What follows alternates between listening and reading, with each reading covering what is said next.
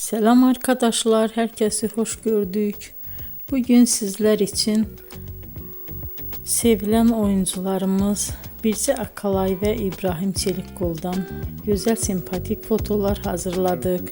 Birce Akalay yer gök aşk, hayat bazen tatlıdır, siyah beyaz aşk bu kimi dizilerde rol almış ve herkes tarafından çok beğenilmiştir.